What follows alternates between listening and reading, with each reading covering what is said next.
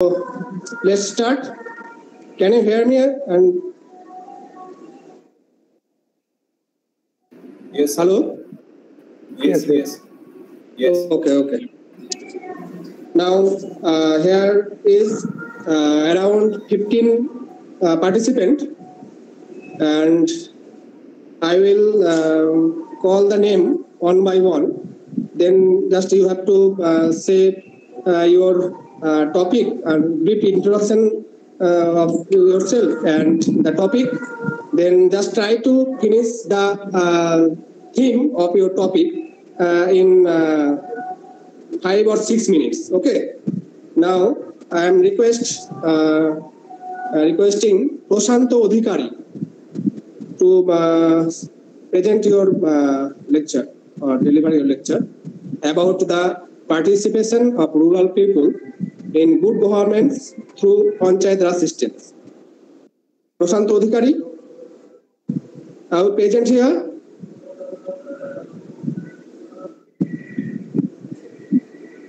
I think he is not here.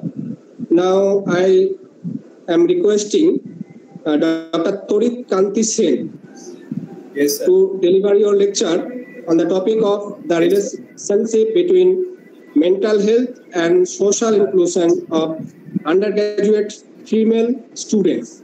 So, sir, please. Sir, are you hearing me, sir? I am audible. Hello, I am audible to you, sir? Yes, sir. So, myself is Dr. Torit Kanti Sen. Actually, my topic is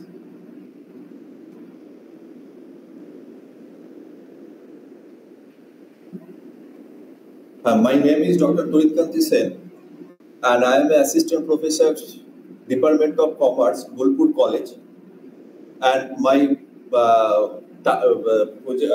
paper title is a relationship between mental health and social inclusions of undergraduate female student.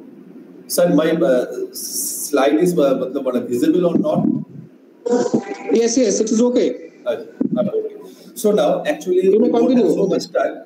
Actually, sir, thank you for giving me an opportunity. So, first, a very good afternoon to the respected chairpersons and to all the other paper present over here. So, I am going to represent my paper, which is entitled "A Relationship Between Mental Health and Social Exclusions of Undergraduate Female Student." Directly, I come to my objectives. The paper has an attempt to identify the socio-demographic criteria as a risk factor for social exclusions and connections between mental health and social exclusions.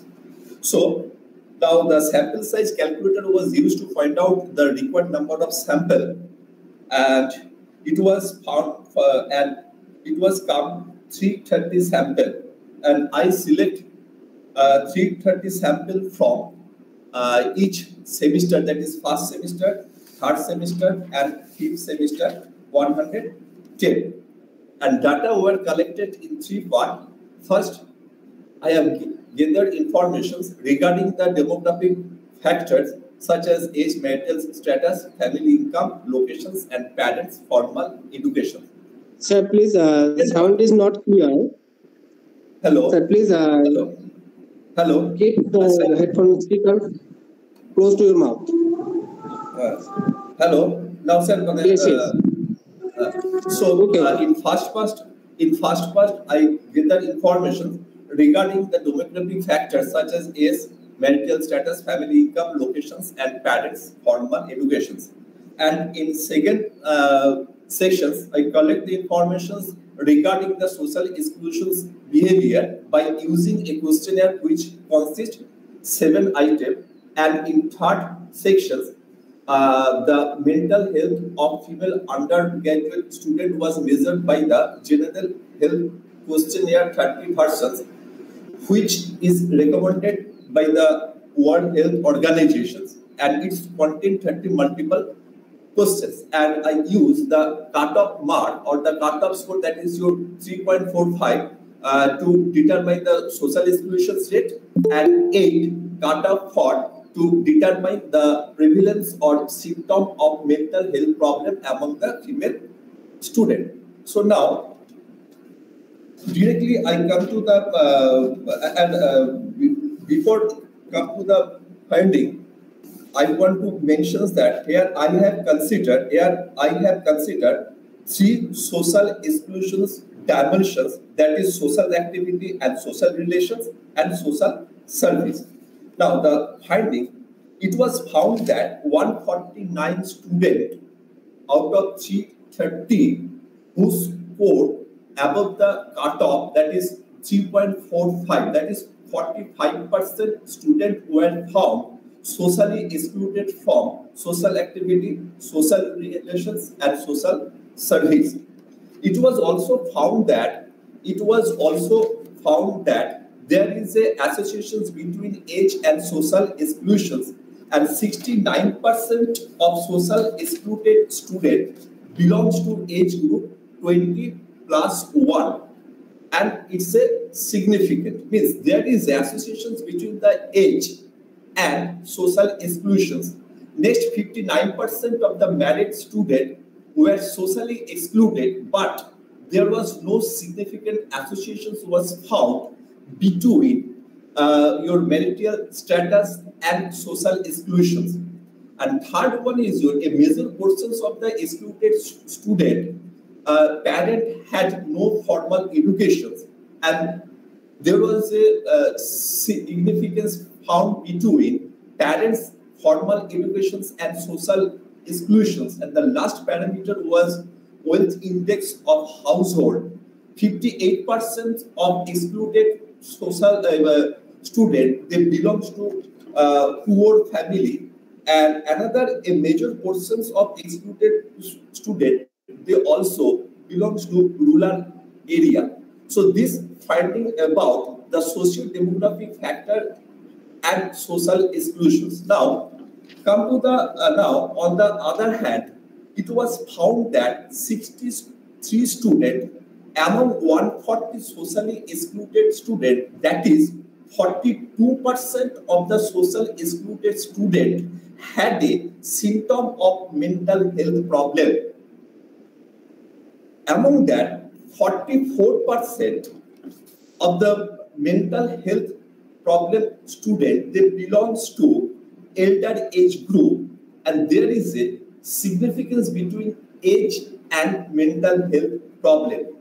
Second thing, 47% socially excluded student whose parent had a formal education. So, there are associations between parents' formal educations and mental health problems, but there was no significant associations found between the marital status and mental health problem, but there is a highly significant between wealth index and social and mental health problem.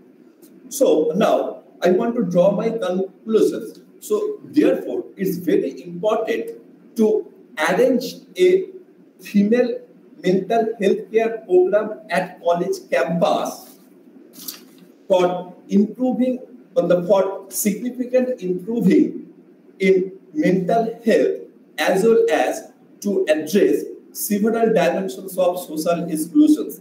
Thank you, sir. Thank you, sir. If there is any questions, please raise up.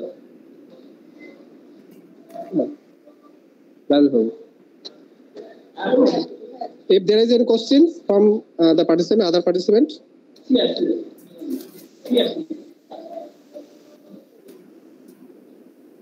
Okay, there is the limitation of time, so we are going to the next participant. Thank you.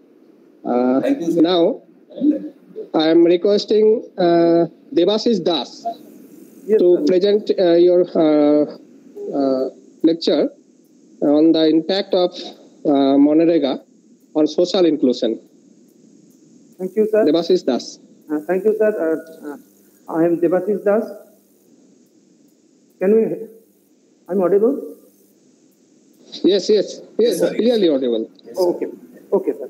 I am Devasis Das, Assistant Professor of Dr. B.R. Ambedkar Institute of Education, Dept College, Balarampur, Modarat, South Chব্বিশ Pargona, West Bengal. Here I am present the topic, the impact of Mahatma Gandhi National Rural Employment Guarantee Act, which called Manrega, on social inclusion.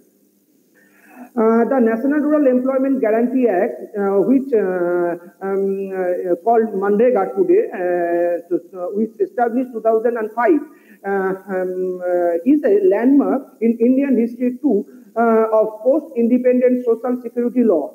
Made after a successful legal strategy, and significantly, it is a very good thing of every citizen of Indian for to necessary job and necessary his earning and become a good lifestyle in every citizen or for this after COVID period.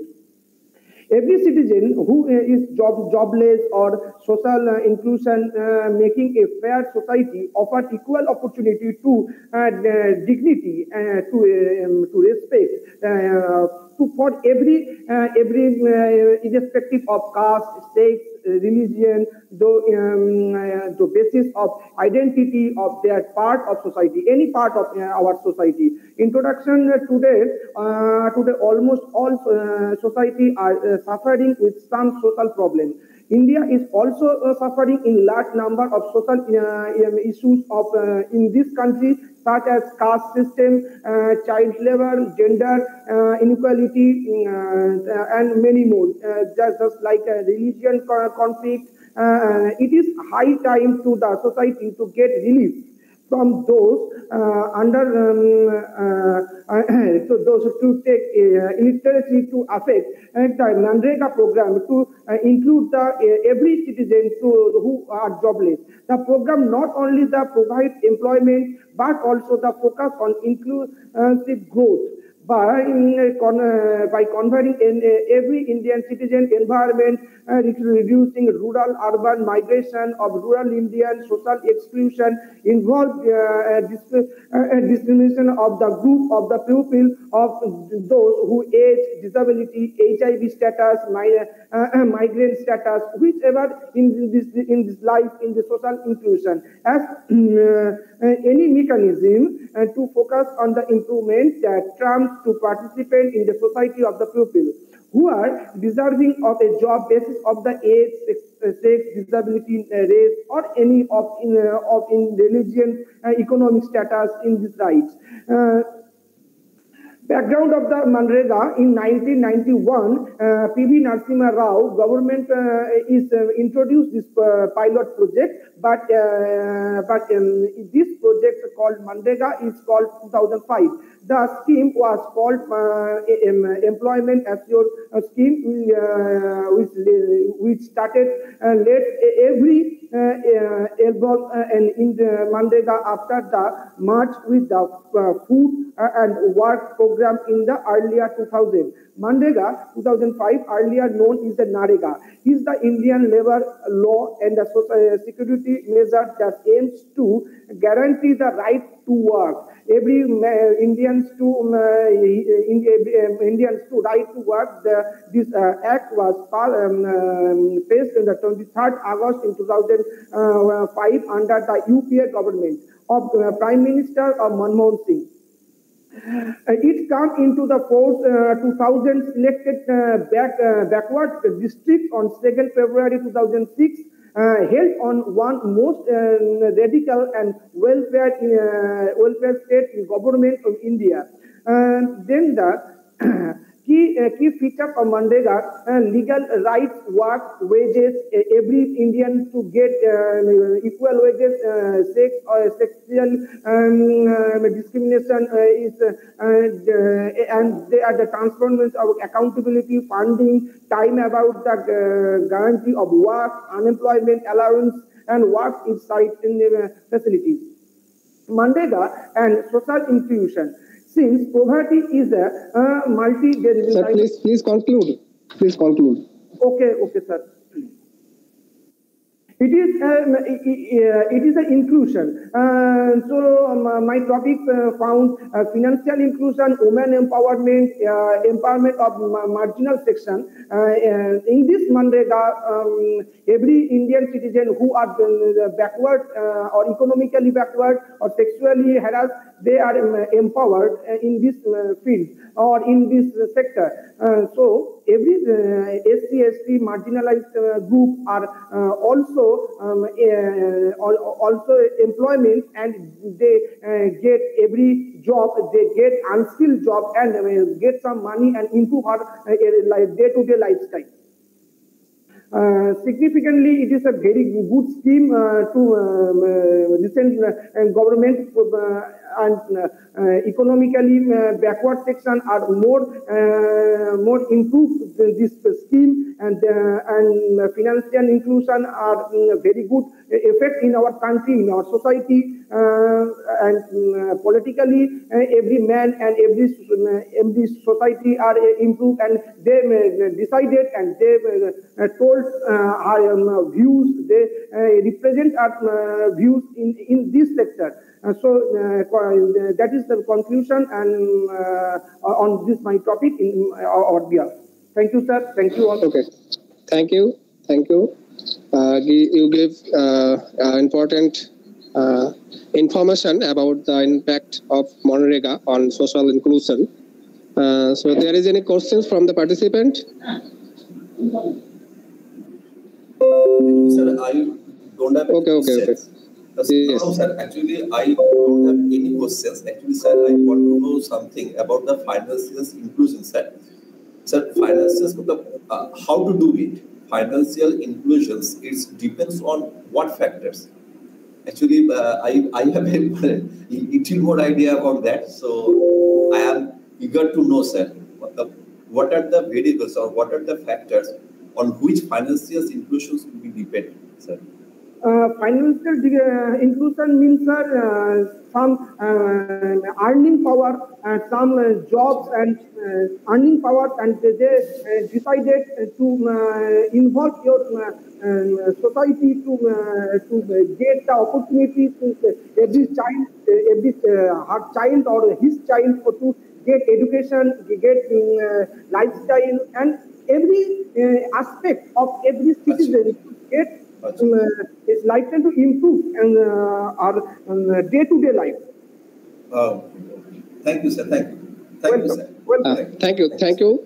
Now I am going to the next participant because time is so limit. Now I am requesting to deliver your lecture, Andrila Dasgupta, Dr. Andrila Dasgupta, on the topic of globalization, gender and social inclusion.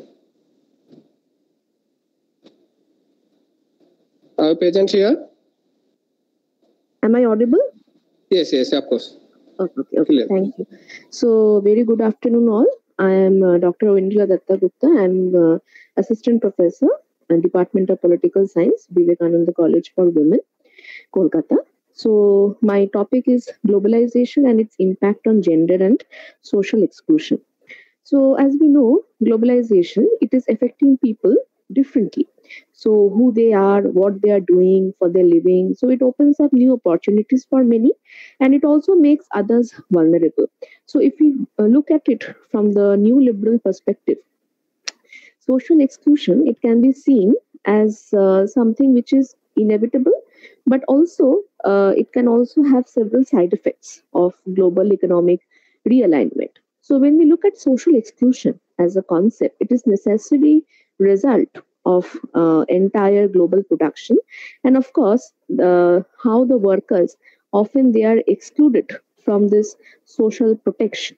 So my paper, it basically tries to examine. Madam. Yes. Excuse me. Please on your video. Actually, sir, there is some problem. Like I don't know, for some reason it is not coming. So I tried it several times. So the paper, it examines the outcome of globalization with the focus on various factors of social exclusion that affects the workers, especially the women, in EPZ, and also in the informal sector. So many of the women, they are self-employed, and there is also a significant gender differentiation and disparities with relation to the decision making powers and participation. So we know that there is gender inequality and also discrimination. Women are affected negatively. So even if globalization is bringing about several opportunities for women, there are also to a great extent wherein women are exploited by this process of globalization. So the concept of social exclusion, it is very important, and today it is a very prevalent and very important topic as a part of social policy and also various policy approaches in developmental agencies. So as we know that when it comes to policy making, and when it comes to exclusion and inclusion, it is all about power and how the power is being dispersed, and also how the individuals, they are being shaped by the social processes and institutions. So social exclusion theories, it tries to look at various factors, such as the structure and also what is the social condition. So social exclusion is mainly about marginality and also about how the power is to be distributed. And that is why here, when we talk about social exclusion and gender, it is very important to bring about Max Weber's concept of social closure, that is to discuss the process of exclusion to restrict access of marginalized women to various resources and opportunities. So today we see that there are various means of exploitation in the name of, say, governance, which is preventing women from joining the mainstream. So in India, we will find caste, religion, class, ethnicity. So all these are also bringing about series of discrimination, and they are perpetuating subordination of women even in the globalized world. So it is very important for us to understand that globalization, it has resulted in inequality, it has increased the wage gap, it has also increased discrimination, it has also increased subordination. So it is very important for policymakers to focus on gender-based policies that can allow the women to participate and to be treated equally. Thank you. Thank you, madam. You talked about the globalization, gender and social inclusion. If there is any questions from the participant. Okay. Now I am requesting Shubhojit Noskar to present your topic on ভারতের মানবাধিকার আন্দোলন একটি মূল্যায়নের সন্ধানে.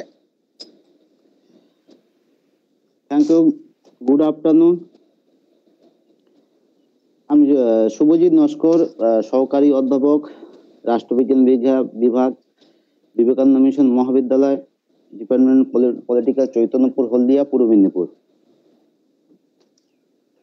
আমি যে টপিকটা আজকে উপস্থাপন করব সেটা হচ্ছে ভারতের মানবাধিকার আন্দোলন একটি মূল্যায়নের সন্ধানে। Sir please on your video sir please. Sir আমি মানে একটু বাইরে আছে স্যার, একটু আচ্ছা, আসলে অনলাইন মোড যদি না প্রেজেন্ট করেন তাহলে এটা একটা খারাপ, ঠিক প্রত্যেকে না করলে কারো দুই একজনের প্রবলেম থাকতে পারে। ঠিক আছে, ওকে ওকে, মে কন্টিনিউ। ওকে। 19বিংশ শতাব্দীর দ্বিতীয়ার্ধে ব্রিটিশ শাসনের বিরুদ্ধে প্রতিবাদ ও প্রতিরোধের মধ্য দিয়ে মানবাধিকার আন্দোলনের যে সূচনা হয়েছিল, যে স্বাধীনতার আগে ভারতের নানা প্রান্তে বিভিন্ন সমিতি ও সংঘ গড়ে উঠেছিল, তা হচ্ছে স্বাধীনতার উত্তর পর্বেও তা অব্যাহত রয়েছে। বিশেষ করে মানে স্বাধীনতার পরবর্তী যে রাষ্ট্রীয় সন্ত্রাস ও মানবাধিকার আন্দোলন প্রসারের ক্ষেত্রে একটা গুরুত্বপূর্ণ ভূমিকা নিয়েছিল। তবে সম্ভবত জরুরি অবস্থা, যেটা হচ্ছে 1975 থেকে 77 সালে যে মানবাধিকার আন্দোলনের ক্ষেত্রে মানবাধিকার আন্দোলনের প্রসারের ক্ষেত্রে একটা বিস্তৃতি লাভ করেছিল। এই আন্দোলন একটি জাতীয় চরিত্র অর্জন করেছিল, যে দেশবাসী বিভিন্ন যে মানবাধিকার সংগঠনের এর মাধ্যমে যে দেশে বিভিন্ন মানবাধিকার সংগঠনের উদ্ভব, তাদের কার্যাবলী ক্রমশ বৃদ্ধি পেয়েছিল। সর্বোপরি যেটা হচ্ছে ভারতের মানবাধিকার আন্দোলনের এই চরিত্রটা হচ্ছে কি বহুমুখী, কারণ ভারতের মানবাধিকার আন্দোলনের যে দীর্ঘ পথ ও অতিক্রম করেছে, বিভিন্ন মানবাধিকার কমিশন গড়ে উঠেছে, তা সত্ত্বেও বলা যায় যে ভারতের মানবাধিকার আন্দোলনকে আরো সক্রিয় হতে হবে, বিশেষ করে যে শহরাঞ্চলে শিক্ষিত সমাজের একটি মধ্য এই বিষয়গুলি অনেকটা সজাগ থাকতে হবে এবং মানবাধিকার রক্ষার বিষয়টি তথ্যগত এবং আইনি পরিকাঠামোর মধ্যে এটাকে সীমাবদ্ধ না রেখে সামাজিক স্বতঃস্ফূর্তদের উপর ছেড়ে দেওয়া উচিত। বিশেষ করে যে পাশ্চাত্যর আমরা যে মডেলকে পুরোপুরি আমরা অনুসরণ না করে বা ভারতের ক্ষেত্রে সেটাকে সফল না হতে পারে, পাশ্চাত্য মডেলকে আমরা অনুসরণ করে সেক্ষেত্রে ভারতে সেটা সফল হতে নাও পারে। ভারতীয় সমাজের যে নিজস্ব গতি প্রকৃতি সেই দিকে বিবেচন করে মানবাধিকার রক্ষার জন্য আমাদের পদক্ষেপ নিতে, বিশেষ করে শাসন বিভাগ, আইন বিভাগ যদি কিছু বিধিনিষেধ প্রণয়ন করেছে, কিন্তু বিচার বিভাগকে এক্ষেত্রে আরো সক্রিয় ভূমিকা নিতে হবে এবং আরো এগিয়ে আসতে হবে। সর্বোপরি যে শিক্ষা এবং সামাজিক সচেতনতার বিস্তার ঘটিয়ে পুরো সমাজকে উন্নতি লাভ করে মানবাধিকার রক্ষার বিষয়টি সাফল্য পাবে। ধন্যবাদ। Okay, thank you. Any question from participant?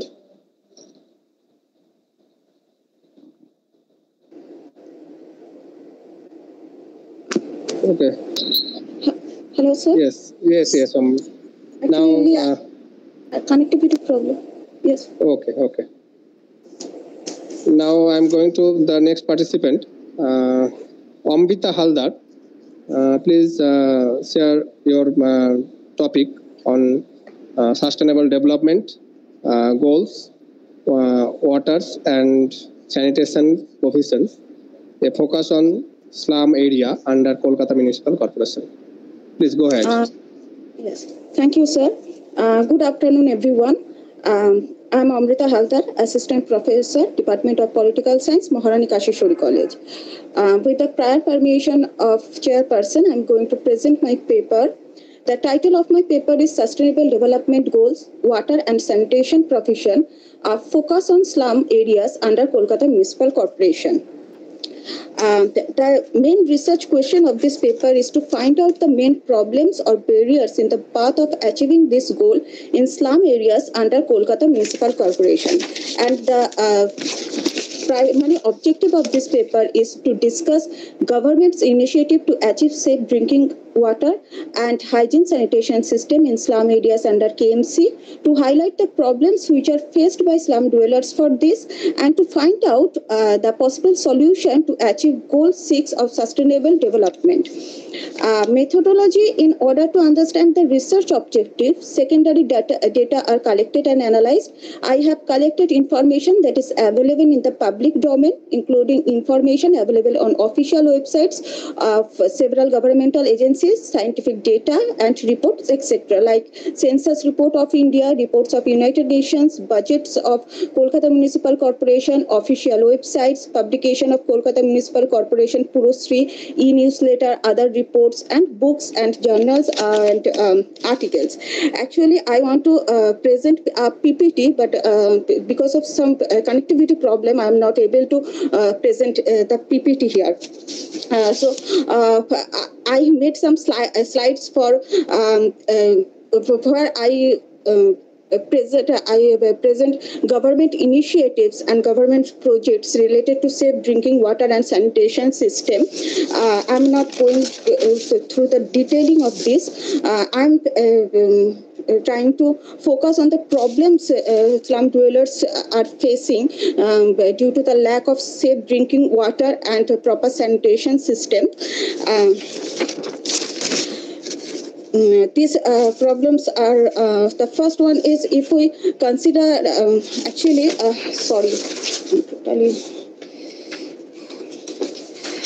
there are some parameters to identify water security, and these are physical availability of water, sufficient or adequate amount of water, quality of water and affordability of water. And for sanitation, there are three main parameters: are condition of toilets, infrastructural hygiene and personal hygiene, and drainage system. Now, if we consider the first criteria, which is physical availability of water, we can find that government is not successful yet to achieve it, because according to census report, almost half of the slum houses don't have water connectivity inside their house premises. Even government is failed to supply treated pipe water for all slum dwellers. Some slum dwellers forced to depend on tubewell, which is ground water, or packaged water for their survival. Water adds extra economic burden to these families. Government even didn't able to reach the second category, that is sufficient amount of water relating to sustainable development, because 24/7 unavailability of water is the major reason behind some major issues. Like Kolkata Municipal Corporation supplies pipe water at 4 fixed times a day. For that reason, slum dwellers need to collect a sufficient amount of water for their daily needs within the specific time.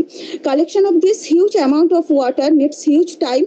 Dwellers need to stay online for a longer period of time. Not only that, but availability of persons who will collect the water for their families also another problem, and it hampers their other works. Secondly, contamination of water during storing. Slum dwellers are used to store water mostly in plastic and aluminium buckets, because these are cheap, easily available, and sustained for a long time. But the use of plastics for storing drinking water is unhealthy. Further, these water buckets or storage are not properly covered. Even none of the slum dwellers, or most of the slum dwellers, purifies water before drinking. Another problem is slum dwellers are aware of their pure quality of water, but they, which I have already said, that they don't purify their drinking water. And the last criteria are affordability. Considering on their economic situation, it is almost impossible for them to buy drinking water, even though they are starting to buy packaged water for their health, according to the last census report. And next, if we consider the sanitation system, slum dwellers are mainly use unclean and unhygienic public and community toilets and bathrooms. Even a number of slum dwellers used to open defecation. This unhealthy practice leads to the health hazard. Slum dwellers face double trouble during monsoon season due to poor drainage system, along with unhygienic, unclean and poor quality of toilets, which make their life horrible. Public or community toilet users bear more economic stress than private toilet users. Government takes many minimum initiatives to disinfect these toilets. Madam, please conclude, please. Yes, sure, sir. Yes.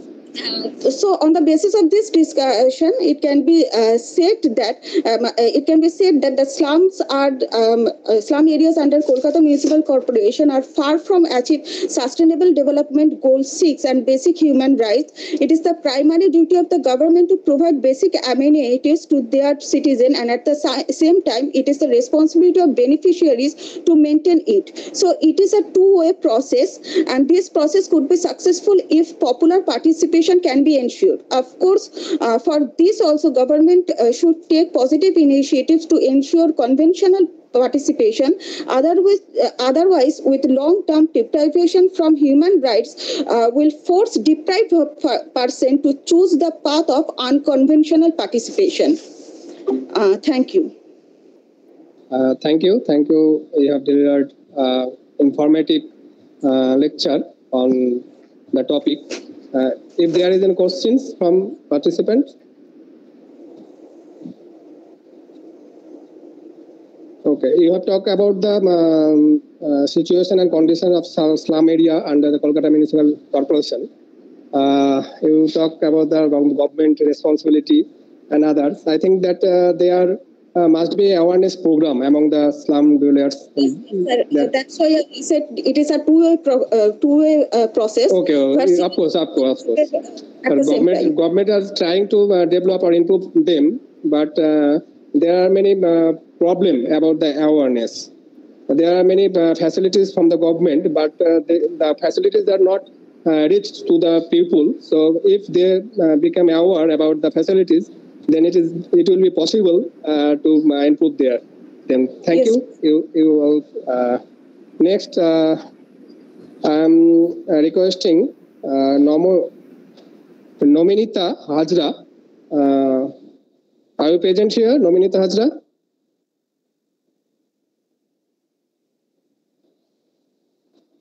Okay, I think he's not present now. Next, Bhupen Ghirimi. Yes. Please go ahead. Okay. Am I audible, sir? Yes. Clearly audible. Okay, sir. Thank you, sir. Namaskar and a very good afternoon to one and all. I am Bhupen Ghimire, Research Scholar in the Department of Political Science, YBN University, Ranchi, Jharkhand. The topic of my presentation today here is violation of human rights during the Gorkhaland movement and analytical study. We know that the Gorkhaland movement is a political movement in India centered on Darjeeling Hills in the state of West Bengal, where the population of Nepali and Gorkha descent has been demanding for the creation of a new state called Gorkhaland. Human rights violations frequently occur during the movement, as there has been allegedly extrajudicial murders by the police and the security forces. In 2017, there were many fatalities in conflict between the Gorkhaland supporters and the police. Supporters of Gorkhaland movement have been arbitrarily arrested and detained by the police and security forces on several occasions. Some of them were held without being charged or subjected to a trial. The government was accused of limiting freedom of expression, speech and expression. One of the basic rights of modern citizens of the world is access to information and internet. The same has been seized by the government of West Bengal in the hills of Darjeeling to sabotage the people's movement in Gorkhaland, where the Gorkhas are demanding for their separate state. As people attempted to respond, the autocracies committed by the state government in Darjeeling Hills using non-violent means, none other than the internet. The government of West Bengal also seized it, preventing the voice of those who are leading the Gorkhaland movement from being heard. Residents of Darjeeling in West Bengal are also confronting challenges since, in according to UN resolution, shutting off the internet constitutes a violation of human rights. According to reports, the authorities have deactivated internet access, outlaws public gatherings and protests, and detained individuals for posting their ideas on social medias. The Darjeeling region was also subjected to an economic blockade by the government during the Gorkhaland movement. The local population's life have apparently been impacted by this blockade, that is, short of necessities, commodities, and services. In Darjeeling Hills region, the Gorkhaland movement has also interfered with schooling. Long-term closure of school and colleges have negative impact on students' academic career. There has been several instances of human rights abuses during the Gorkhaland movement. During such movement, the government and the security services must ensure that the human rights are upheld and safeguarded, and any claims of violation should be looked into and put on trial. Therefore, there is still much to be explored and understood about the violation of human rights during the Gorkhaland movement in Darjeeling. And the purpose of this paper or presentation is to provide a potential avenues for doing so in details and arrive at a conclusion. So coming to the conclusion part, we found that from the foregoing analysis, it seems that the Gorkhaland movement, which seeks to create a separate state for the ethnic population in the state of West Bengal, India, has seen several instances of human rights violation. The economic blockade imposed during the movement caused hardship for the local population, especially those engaged in tourism and other industries, because we know that Darjeeling is totally dependent on three T's, that is tourism, tea and timber. The internet ban has also curtailed freedom of expression and access to information, and the closure of school has disrupted the education of thousands of children. These actions has been disappropriated impact on local population and have violated the fundamental human rights, including the right of freedom of expression, the right to education, the right to livelihood. The Indian government and the authorities of West Bengal should take urgent steps to address these issues and ensure that the human rights of all individuals are respected and protected. Dialogues and negotiations should be prioritized over the violent means to resolve the Gorkhaland issue, and the voices of all stakeholders should be heard and taken into account. It is essential to ensure that any resolution of the conflict is grounded in the principle of human rights and justice, and that the right of all individuals, regardless of their ethnicity or political affirmation, are respected and protected. Thank you, sir. And over to you, sir. Thank you. Thank you. Thank you. You have given the informative about the caste discrimination and social inclusion, human rights during the Gorkhaland movement and another styles. So, if there is any questions from the participant.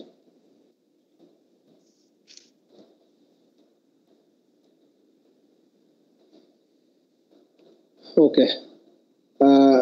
Though the issue is the pre-independence era, from the pre-independence time, the Gorkhaland movement, and it is till now continue, but sometime they are demanding many things. Those are not possible or provided by the government. Now I am requesting Basudev Das. Are you present here, Basudev Das? He is requesting me to take your name as early as possible. Okay. Now. Yes, sir. I'm here. Okay. Please deliver your lecture on the topic of a review of Indian-Nepal bilateral relations in the context of Medisi community citizenship issue. So, continue, Thank you, sir, for giving this opportunity. Am I audible? Yes. Clearly. Thank you, sir. Thank you. My paper name is A Review of India-Nepal Bilateral Relations in the Context of Madhesi Community Citizenship Issues. The period of Madhesi agitation of 2015 was one of the negative phases in India-Nepal bilateral relations. The question is, who are the Madhesis? Madhesis are the people who lived in Tarai region of Nepal, India-Nepal border, Uttar Pradesh, Bihar. Madhesis, after the devastating earthquake of 25th April 2015, Nepal's political parties came to a consensus for the necessary measures to speed up the drafting of a new constitution. The new constitution emphasized the implementation of commitments made in the comprehensive peace agreement after the civil war that ended in 2006.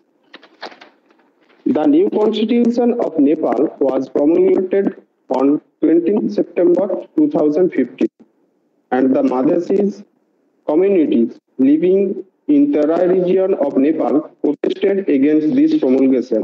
They claimed that this constitution would undermine their political representation and destroy their identity. They also complained that their unity was being undermined by the dividing them into regions and that federalism was undermining their right to governance and pushing them towards a discriminatory citizenship.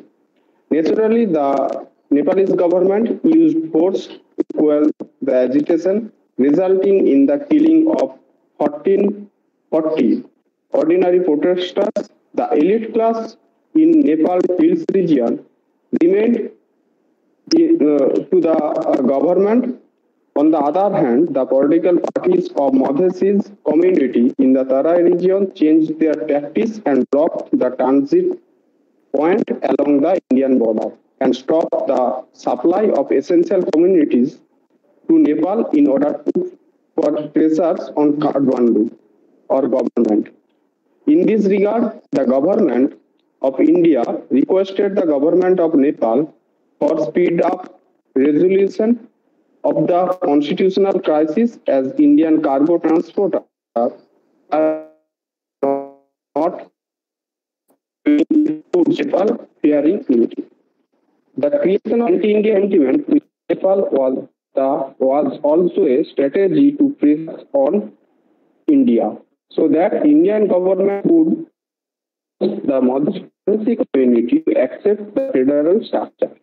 A notable point in this regard was that Kathmandu was more influent to the Delhi when Madhesi community repeatedly pleaded with Kathmandu for space package for Tarai region. For example, the then Foreign Minister of Nepal visited New Delhi with 4-point proposal, which included proposal to amend the constitution to ensure division of constituency on the basis of population. However, according to this constitutional amendment, there would be one seat for each district. Experts were of the opinion that if seats were distributed on this principle, they would be against in the interest of Tarai region as only 20 of country total districts, 75 districts are located in Tarai region, where half of the country's population resides.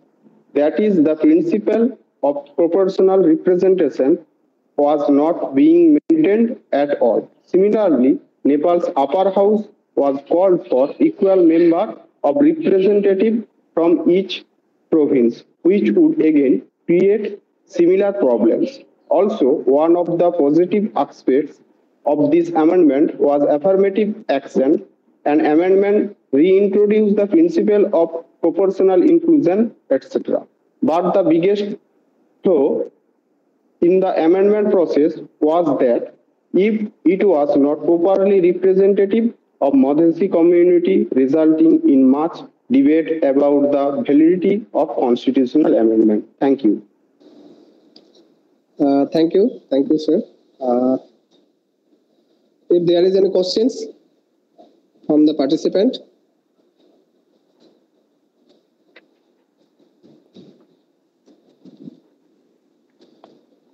Okay. Now I'm going to the next participant, Pankaj Das. Have you present here?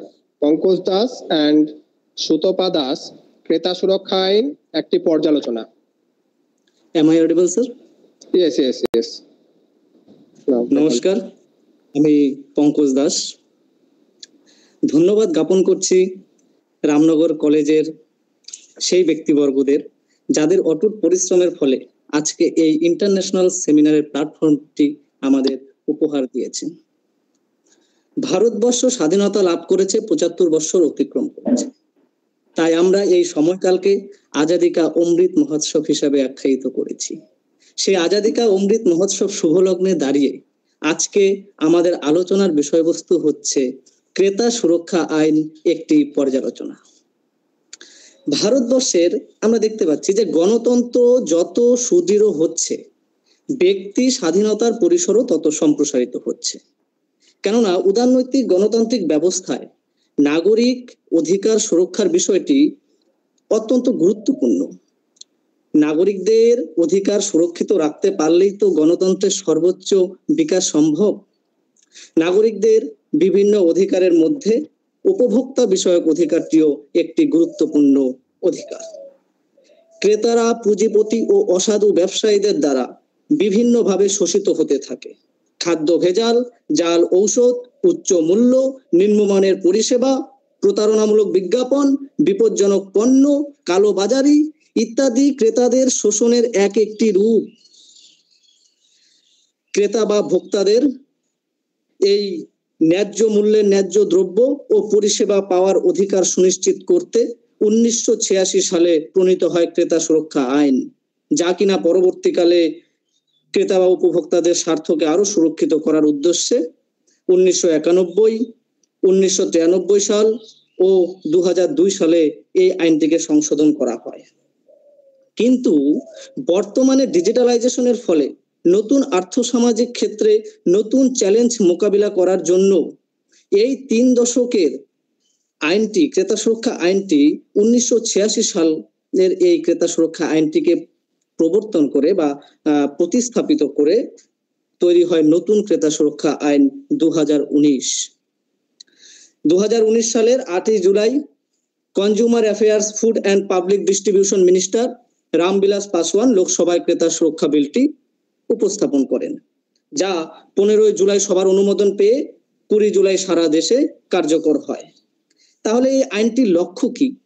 হঠাৎ করে 2019 সালের এই আইনটিকে কেন প্রতিস্থাপিত করা হলো? তো আইনটির লক্ষ্য হলো যে ক্রেতাদের অধিকারকে রক্ষা করা, অতিরিক্ত মূল্য, পরিষেবার ঘাটতির, পণ্যর গুণগত মানের প্রাপ্যতা, বিভ্রান্তিকর বিজ্ঞাপন, অন্যায্য বাণিজ্য অনুশীলনের প্রভৃতি অভিযোগগুলির দ্রুত সমাধান করা। পূর্ববর্তী আইনের কিছু নিয়ম বজায় রেখেই 2019 সালে ক্রেতা সুরক্ষা আইনে নতুন কিছু বিধান প্রবর্তন করেছে, যা কিনা উপভোক্তাদের আরো পরিধিকে প্রশস্ত করতে পারে।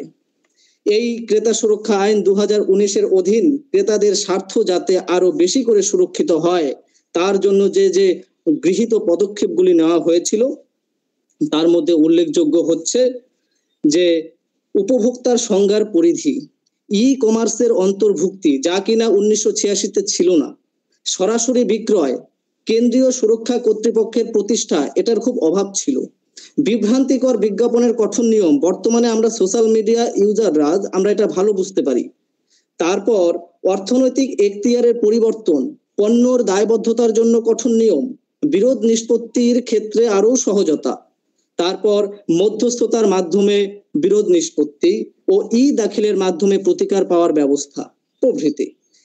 সব ঠিক আছে। 2019 সালে যা দেওয়া হয়েছে মোটামুটি আমরা একটা সম্মুখ ধারণায় পৌঁছেছি যে উপভোক্তারা যেহেতু দিন দিন যেভাবে ক্ষতিগ্রস্ত হচ্ছে, তো এটা একটা ভালো দিক। কিন্তু এখন প্রশ্ন হচ্ছে যে আমরা ক্রেতা কাদের বলবো, কারা ক্রেতা? তো যদি আমি খুব বর্ণনা করে সংক্ষেপে বলি তাহলে বলাই যায় যে যে কোনো ব্যক্তি যিনি কিনা অর্থের বিনিময়ে বাণিজ্যিক উদ্দেশ্য ব্যতিরেকে কোনো জিনিস কেনেন বা পরিষেবা গ্রহণ করেন, তা অফলাইনেও হতে পারে বা অনলাইনেও হতে পারে, তিনি উপভোক্তা। এখন আপনাদের মনে একটা প্রশ্ন আসতে পারে যে শুধু কি অর্থের বিনিময়েই যারা পরিষেবা গ্রহণ করে তারাই ক্রেতা? তাহলে বিশেষ সুবিধাভোগী অর্থাৎ বিপিএল ক্যাটাগরি থেকে যারা বিলং করেন, যারা কিনা ফ্রি রেশন পেয়ে থাকেন সরকারি বা বেসরকারি সংস্থা থেকে, যারা সুবিধা ভোগ করেন, তাদেরকে কি আমরা ক্রেতা বলবো না? হ্যাঁ, তারাও ক্রেতা। যারা ফ্রি পরিষেবাও গ্রহণ করেন তারাও ক্রেতা। তো যেহেতু আমাদের টাইমটা খুব অল্প দিয়েছে, তো মানে ক্রেতা সুরক্ষা এমন একটা বিষয় যে এর পরিধির শেষ নেই। তো আমাদের যে রিসার্চের আর যতটুকু আমরা বলতে পেরেছি একটা সম্মুখ ধারণায় পেয়েছি, কিন্তু আমার আরেকজন সহপাঠী আছে, তাকেও একটু সময় দেব আমি। তো আর হয়তো 2-1 মিনিট পাওয়া যাবে, তো আমি তাকে রিকোয়েস্ট করছি। Please quick.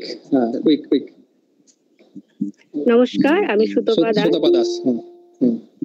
আজকে আমাদের আলোচনার বিষয় ক্রেতা সুরক্ষা আইন একটি পর্যালোচনা।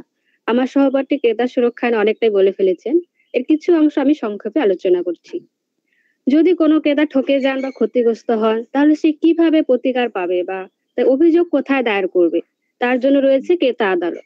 ক্রেতা আদালত একটি 3 স্তর বিশিষ্ট ক্রেতা আদালত, যার জেলা স্তরে রয়েছে জেলা আদালত, জাতীয় স্তরে জাতীয় আদালত এবং রাজ্য স্তরে রয়েছে রাজ্য আদালত। এই আদালতের এখতিয়ার অর্থের পরিমাণের ভিত্তিতে নির্দেশ করা হয়েছে। যদি কোনো ক্ষতিগ্রস্ত ক্রেতা বা উপভোক্তা তার ভোগ্যপণ্য এবং ক্ষতিপূরণের দাবি 1 কোটি বা তার কম হয়, সেক্ষেত্রে তাকে অভিযোগ দায়ের করার জন্য জেলা আদালতে যেতে হবে। যদি 1 কোটি থেকে 10 কোটি টাকার মধ্যে হয়, তাহলে তাকে রাজ্য আদালতে অভিযোগ করতে হবে। যদি 10 কোটি টাকার বেশি হয়, সেক্ষেত্রে তাকে জাতীয় আদালতে অভিযোগ জানাতে হবে। কিন্তু যে সমস্ত ব্যক্তি আদালতে ঝামেলায় যেতে চান না বা মামলার ঝামেলায় যেতে চান না, তাদের ক্ষেত্রে কি করে প্রতিকার পাওয়ার ব্যবস্থা? সেক্ষেত্রে রয়েছে মধ্যস্থতার মাধ্যমে প্রতিকার পাওয়ার ব্যবস্থা।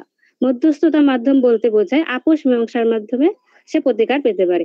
এক্ষেত্রে ক্রেতা সুরক্ষা কর্তৃপক্ষ এই আপোষ মীমাংসার ব্যবস্থার মাধ্যমে ক্ষতিগ্রস্ত ব্যক্তিকে ক্ষতিপূরণ বা তার প্রতিকার দিয়ে থাকেন। এক্ষেত্রে বলতে হয় যে এই ক্রেতা আদালতে অভিযোগ জানানোর জন্য বা মামলাকে কন্টিনিউ করার জন্য কোনো আইনজীবী নিয়োগের প্রয়োজন হয় না, ব্যক্তি নিজেই সেটা করতে পারে। এরপর আসি ক্রেতা সুরক্ষা আইনের একটি গুরুত্বপূর্ণ পদক্ষেপ হলো ই দাখিল ব্যবস্থা। ই দাখিল ব্যবস্থাটা কি? ই দাখিল ব্যবস্থা হলো অনলাইনের মাধ্যমে আবেদন করে প্রতিকার পাওয়ার ব্যবস্থা। পূর্ববর্তী আইন অর্থাৎ 1986 সালে যে ক্রেতা সুরক্ষা আইন ছিল, সেখানে অনলাইন ব্যবস্থা ছিল না, কারণ তখন ডিজিটালাইজেশন ছিল না। বর্তমান যুগে ডিজিটালাইজেশনের ফলে অনলাইন ব্যবস্থাটা খুবই গুরুত্বপূর্ণ। কিন্তু অনলাইনে কি করে আবেদন করতে হবে? অনলাইনে আবেদন করার জন্য সর্বপ্রথম ক্ষতিগ্রস্ত ক্রেতাকে ই দাখিল ওয়েবসাইটে প্রবেশ করতে হবে। তার জন্য তার একটি বৈধ ইমেল আইডি থাকা আবশ্যক। এছাড়া ভোটার কার্ড বা প্যান কার্ড এই জাতীয় কোনো একটি আইডি প্রুফ থাকতে হবে। অভিযোগপত্রে কি কি লিখতে হবে? অভিযোগপত্রে লিখতে হবে ব্যক্তির নাম, ঠিকানা, বিবরণ এবং যার বিরুদ্ধে সে অভিযোগটি করছে তার নাম, ঠিকানা, বিবরণ এবং তার please shortly conclude your topic. বা সে কি অভিযোগ করতে চাইছে সেটা সবকিছু লিখে তাকে অভিযোগটি দায়ের করতে হবে। এক্ষেত্রে তাকে সামান্যতম ফি দিতে হবে। কিন্তু যদি সে তার মামলা বা ক্ষতিপূরণের দাবি 5 লক্ষ টাকার কম হয়, সেক্ষেত্রে কোনো ফি প্রয়োজন হবে না। এছাড়া যারা বৈদ্যুতিক যন্ত্রাংশের মাধ্যম ব্যবহার সক্ষম নয়, তাদের জন্য রয়েছে সিএসসি কেন্দ্র অর্থাৎ কমন সার্ভিস সেন্টার। ব্যক্তি আশেপাশে যেখানেই সিএসসি কেন্দ্র রয়েছে সেখানে গিয়ে তার অভিযোগ দাখিল করতে পারে। সেক্ষেত্রে সিএসসি কেন্দ্র তার কাছ থেকে সর্বনিম্ন 50 টাকা ফি নিতে পারবে। ক্রেতা সুরক্ষা আইন যেরকম ক্রেতাদের বিভিন্ন ক্ষমতায়ন ঘটিয়েছে, তেমন বিভিন্ন সুবিধাও দিয়েছে। যেমন জীবন বা সম্পত্তির জন্য ক্ষতিকারক কোনো দ্রব্য যদি সে কিনে থাকে, সে যদি ক্ষতিগ্রস্ত হয়, সেক্ষেত্রে দ্রুত প্রতিকার পেতে পারে। বা বিভিন্ন দ্রব্য বা প্রতিযোগিতামূলক দামের মধ্যে সে তার পছন্দের অধিকারটি বেছে নিতে পারে। সে ক্ষতির সম্মুখীন হলে ক্ষতিপূরণ দাবি করতে পারে। ক্রেতা সুরক্ষা আইন যেমন ক্রেতাদের ক্ষমতায়ন করেছে, তেমনি ব্যবসায়ীদেরও তাদের পণ্যের প্রতি দায়বদ্ধতায় বৃদ্ধি ঘটিয়েছে। আধুনিক প্রতিযোগিতামূলক বাজারে টিকে থাকতে হলে ব্যবসায়ীকে যেমন সঠিক মূল্যের, সঠিক গুণমানের, সঠিক পরিমাণে পণ্য প্রদান করা আবশ্যক, তেমনি ক্রেতাকে সচেতন ভাবে কেনাকাটা করা আবশ্যক, কারণ সচেতন ক্রেতা সুরক্ষা। ধন্যবাদ। Okay, thank you. Please take a limit time. Just I am requesting the rest of the participant to finish your topic in 6 minutes. Now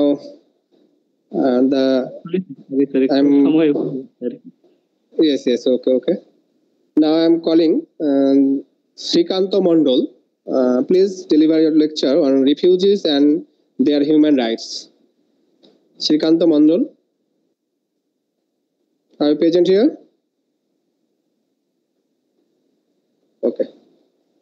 Next participant, Rima Pal. Yes. Please deliver your lecture on the topic human rights and the children in India, a critical study. Please go ahead. Good afternoon, Madam, everyone.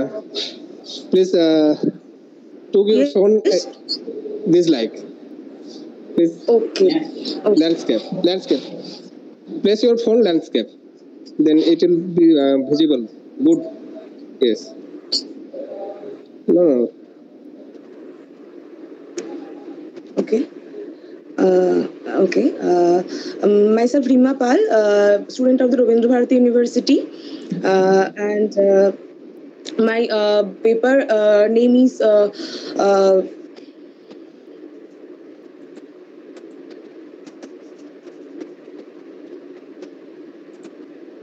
Human Rights of the Children in India, a Critical Study. Sir, can I share my page? Of course. Just took your phone as like landscape mode. Then the screen will be very good. Share. Yes.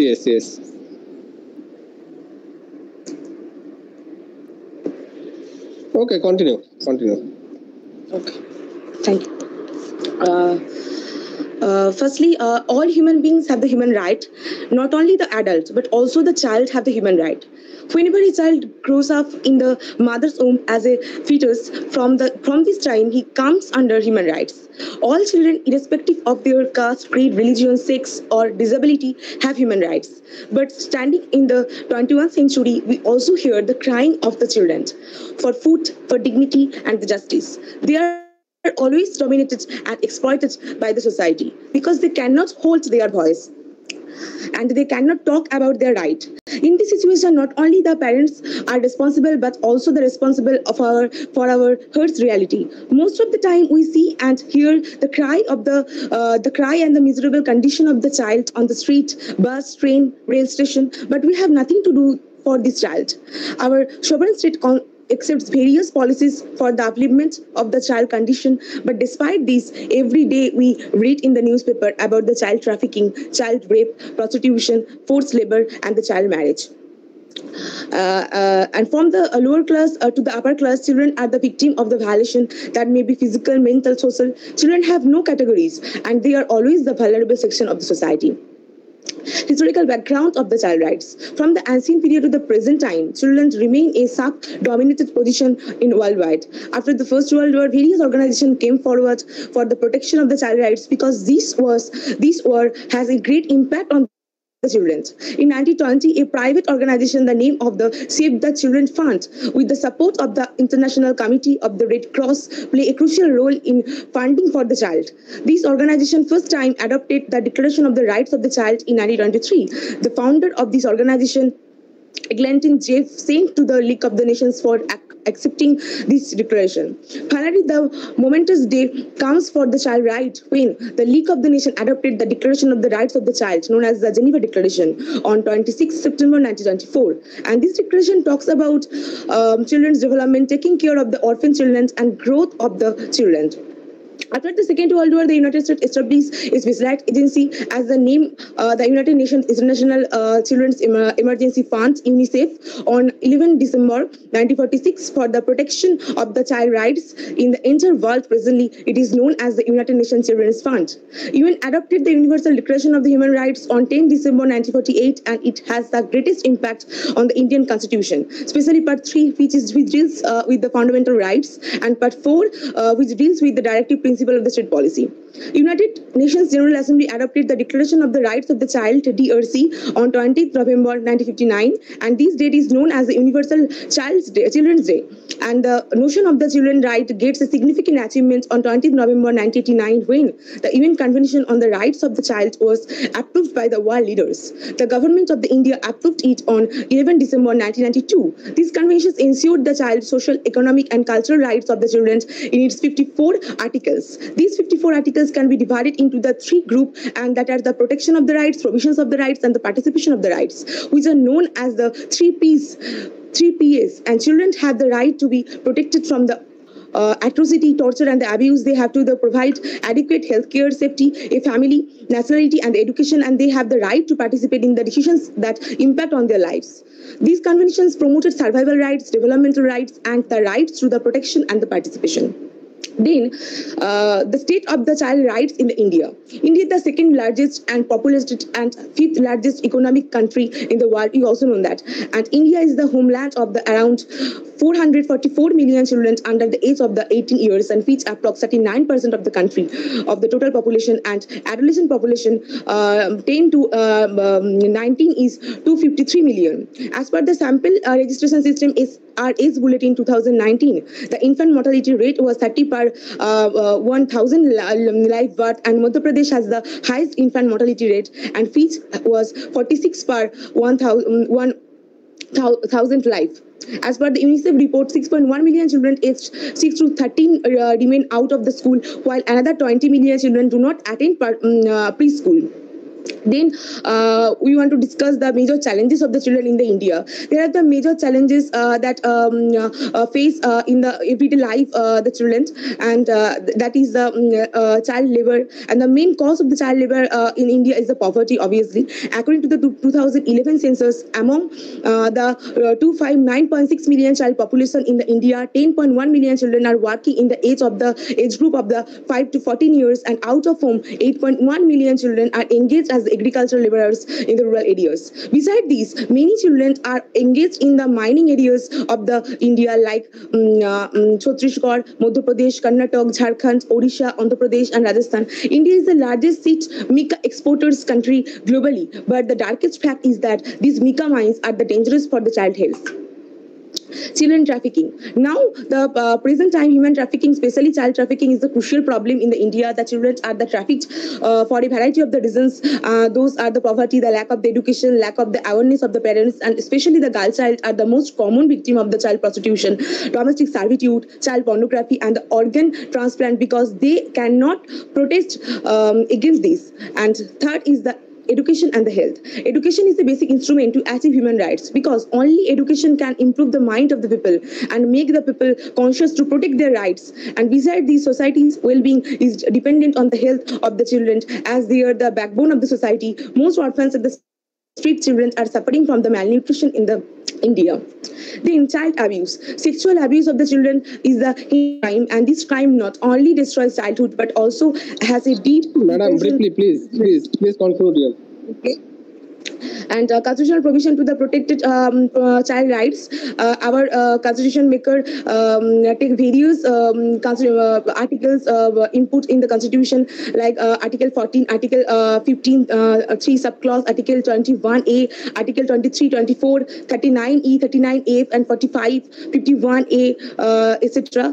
For the protection of the child rights. And they have the various laws and the government policies to protect the child rights, like the Child Marriage Restraints Act 1929, National Policy for the Children 1974, National Commission for the Protection of the Child Rights 2005, and the National Commission for the Protection of the Child Rights 2007, etc. And conclusion is that the government of the India and the civil society organization play a crucial role in the development of the child rights. The various NGO has come forward with their endeavors for helping the child to raise their voice. Several laws and act ensures their rights to health, education, and the right against exploitation, but the unawareness of the parents and the society treated them as the object of the welfare. They could not think that the children have the rights like all human beings. The deprivation of these child rights is deeply rooted in the society. So not only the parents and the government, but also we all have to come forward together for improving the child's condition, because it is our moral responsibility to protect the future citizens. Thank you. Okay, thank you. You have delivered your topic very clearly on human rights and children in India, a critical study. So now I am calling the next participant, Debolina Maiti. Please deliver your topic on lecture on topic the lives of transgender persons through the lens of the Transgender Persons Protection of Rights Act of India. Please, Debolina Maiti. Good afternoon, everyone. My name is Debolina Maiti. I'm a research scholar from Jadavpur University International Relations, and I had been working on the Transgender Rights Act. Without further delay, I would like to introduce my topic and what my paper represents. My paper is about the lives of transgender persons through the lens of Transgender Persons Protection of Rights Act of India. The lives of the transgender persons have always been controlled by the society, and the amount of discrimination they faced in their life is never ending even today. To understand the lives of the transgender persons, I interviewed 10 transgender persons through purposive sampling with open ended interviews in Calcutta to know about the effect they had after the implementation of the Act of 2019. Let's just understand the fact that transgenderism is a term used by Susan Stryker is not just about how a person wishes to dress up or if a person wishes to go for gender affirming surgery. It's about how a person wishes to identify themselves. It is about their way of presenting themselves without being judged by society. And it is about the way of expressing themselves without any discrimination by the mainstream society. Most transgender persons are simply a variant of the average gender norms. Transgender is an umbrella term wrapping individuals whose gender identity and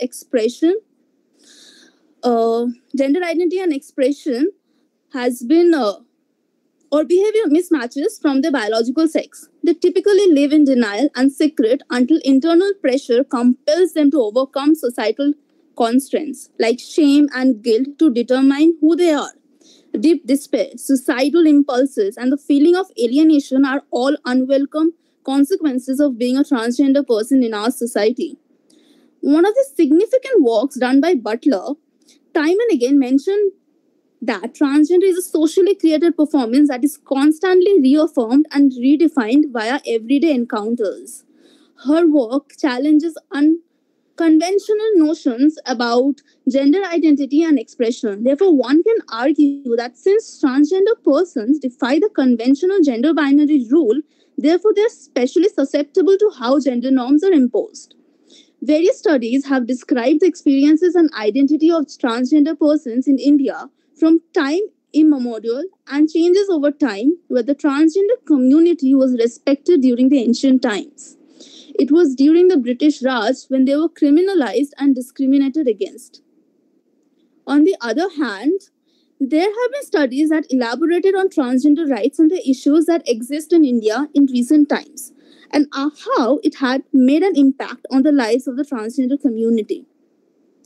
One of the major studies in India is about the lives of transgender persons through the lens of the healthcare sector, where many problems that are faced by the community are addressed, especially relating to mental health, where transgender people experience stigmatization and prejudice from healthcare professionals, which prevents them from getting essential medical treatment. The research stressed the necessity for government funding to enable access to healthcare services as well for healthcare professionals to be aware of the requirements of transgender people.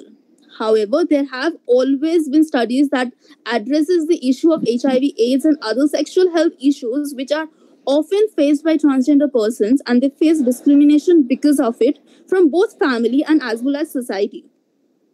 Authors have worked on the religious and the cultural perspective, which analyzes how transgender persons have been. Madam, please go to conclusion, please. Okay. So my conclusion is about, while interviewing the main question about how has their lives changed after the implementation of the act, the answers were varied and not so satisfactory. Many showed disappointment with the reservation policies. Many were delayed in getting the transgender person certificate, which were promised swiftly by the government without any need for medical examination. Many were denied proper making of identification cards such as Aadhaar and PAN card. Other problems that came into address was the gender identification in health insurance scheme cards such as Ayushman Bharat scheme and Shastro Shati card, where the only gender was the binary notion of male or female, and there was no identification of a third gender or any other identity a person wishes to be. And many felt that it is an incomplete act right for them, as there is still a long way to acceptance to go. Moreover, they want their views to be taken from time to time for better policies, as their needs will only be better known by them than any other cisgender person. The government must take immediate action to make the transgender community aware of the options, initiatives, and programs that are available to them to implement laws and policies that are beneficial to the transgender population, in not just legal aspects, but generally in the aspects of socio-political, economic, and medical. Thank you, everyone. Okay, thank you. Thank you. You have clearly talked about the transgender person. There is any question from participant?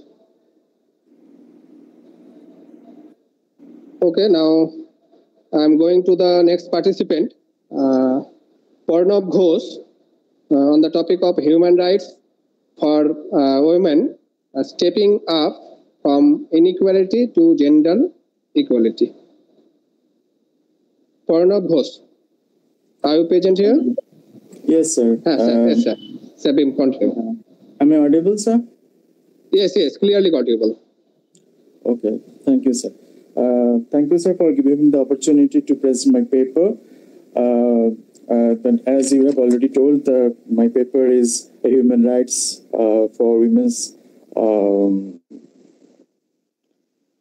gender gap from inequality to gender equality.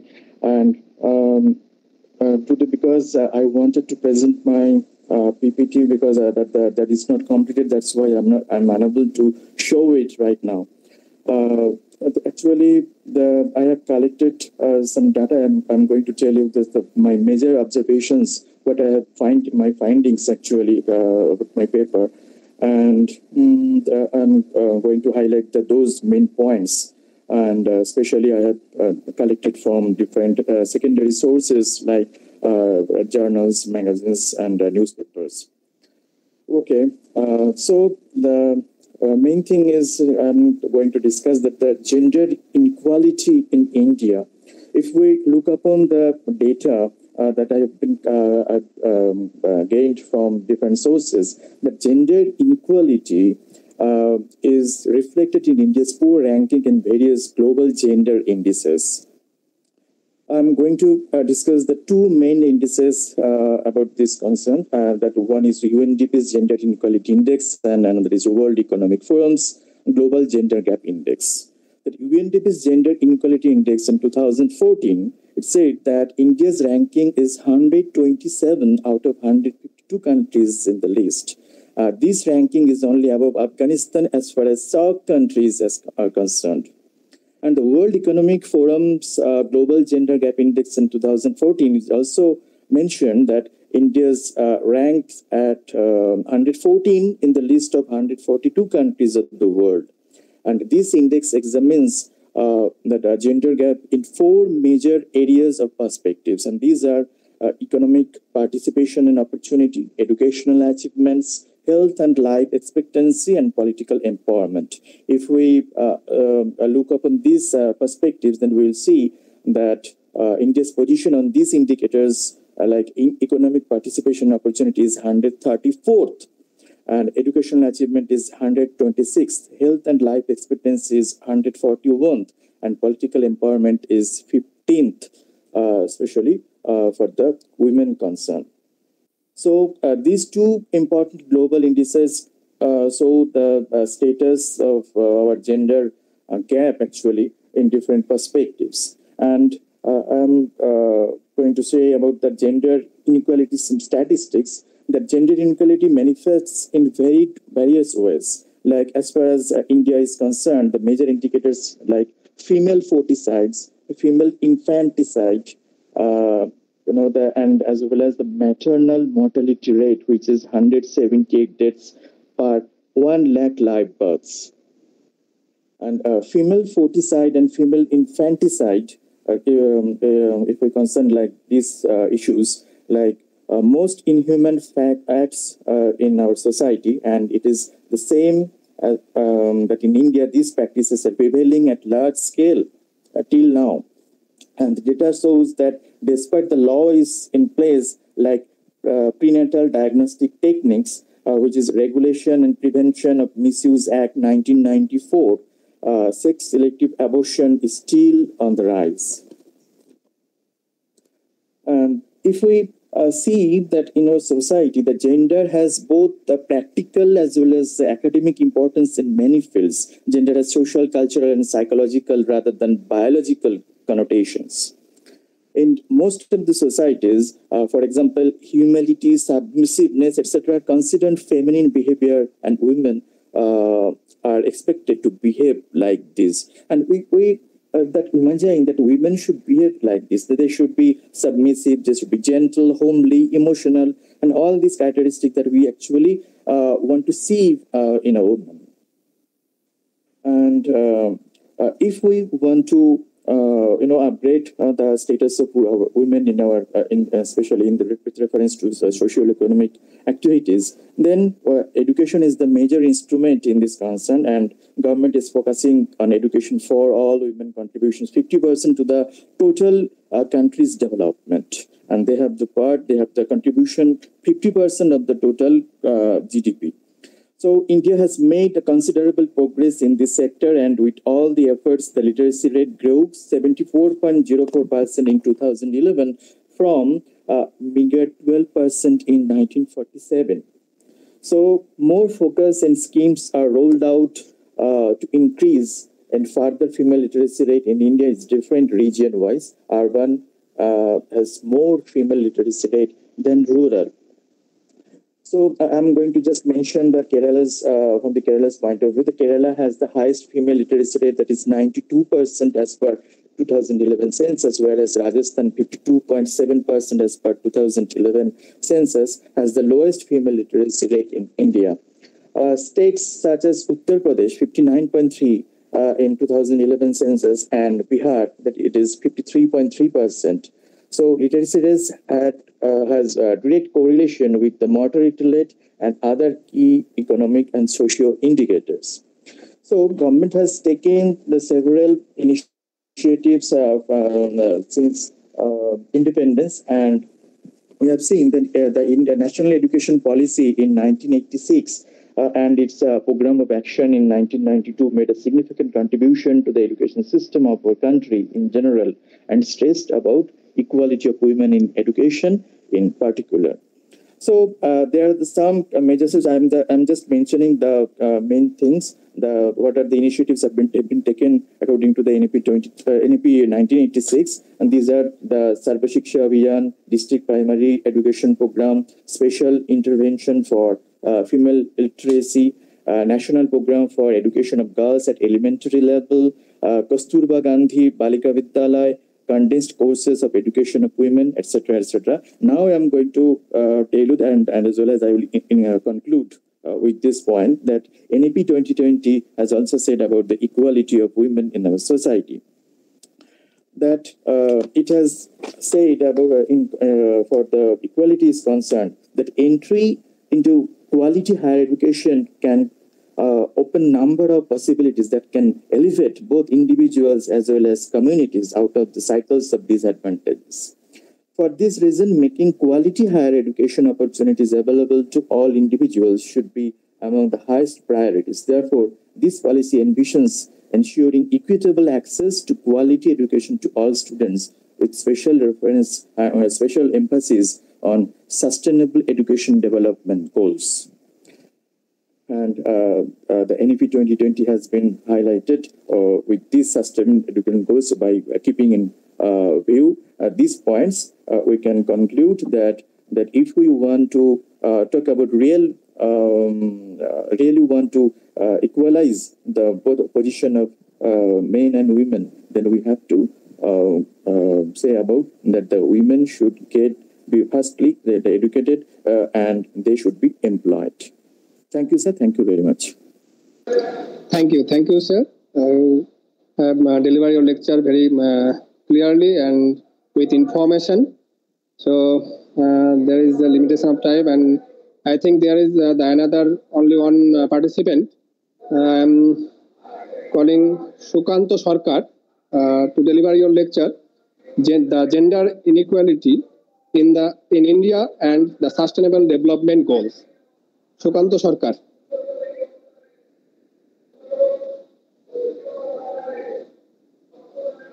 Shukanto Sarkar, are you present here?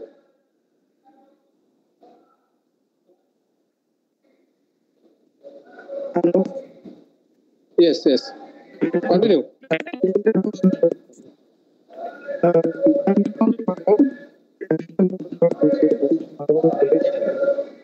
The sound is not clear. Please.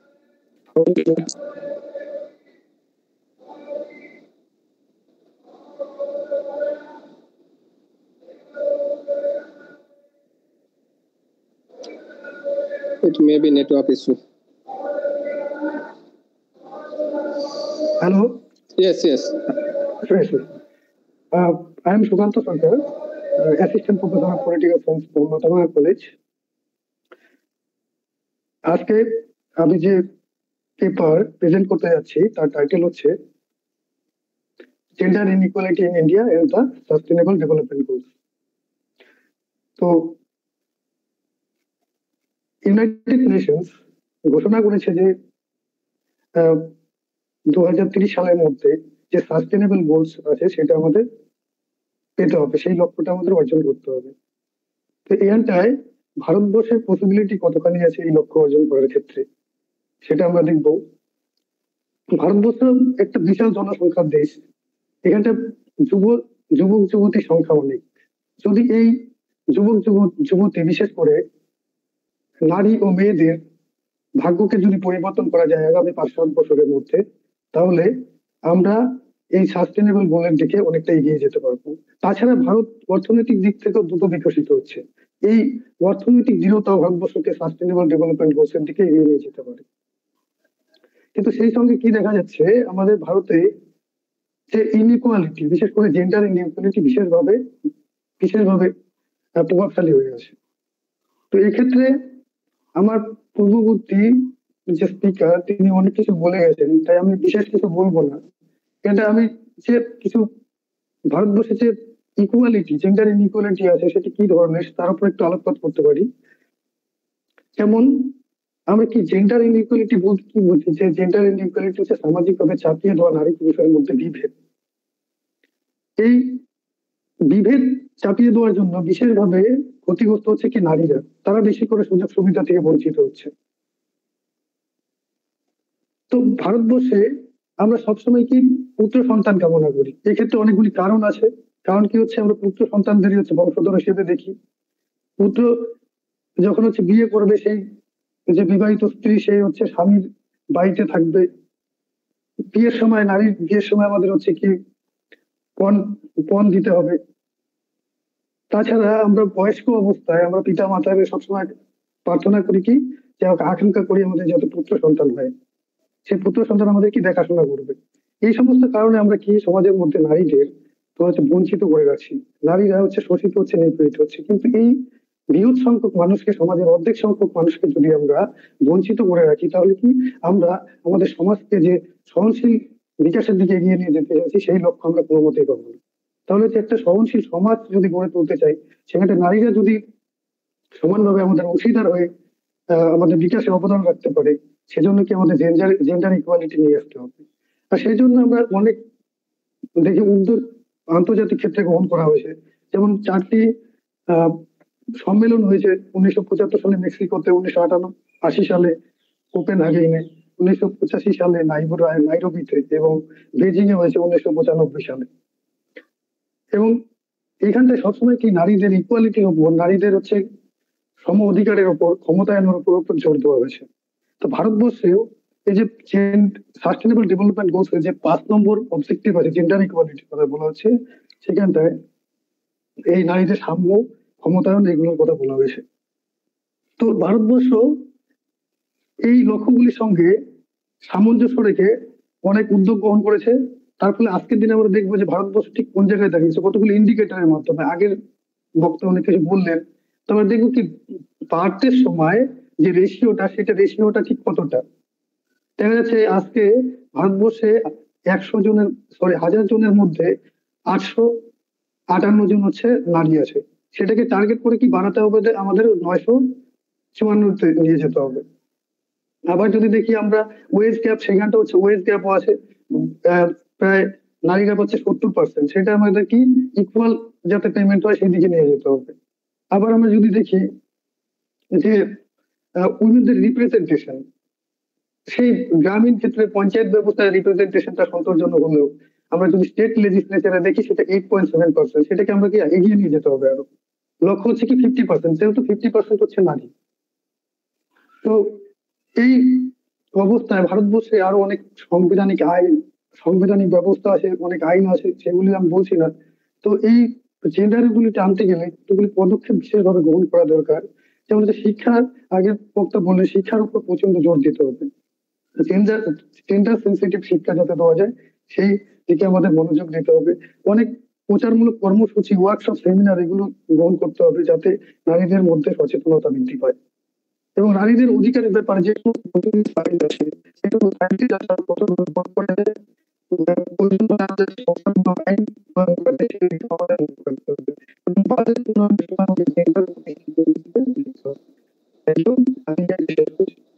Your voice is not clearing. ঠিক বোঝা যাচ্ছে না একটু।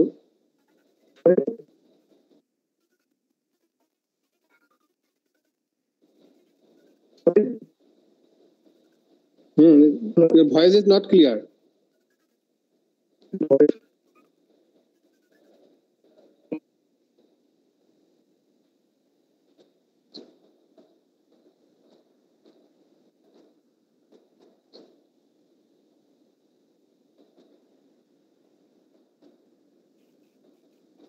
Hello?